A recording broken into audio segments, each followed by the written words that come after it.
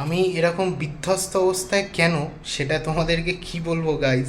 মানে সিরিয়াসলি বন্ধুরা, মানে ড্রিম কাম ট্রু বলে না, তো যাই হোক দেখতে পাচ্ছ খালি গায়ে গামছা গায়ে, কি ব্যাপার না। অ্যাকচুয়ালি এই জাস্ট জলটা মুছে আমি নিচে গিয়ে তো দেখে সারপ্রাইজ, ফাইনালি কি এসছে, ড্রিম।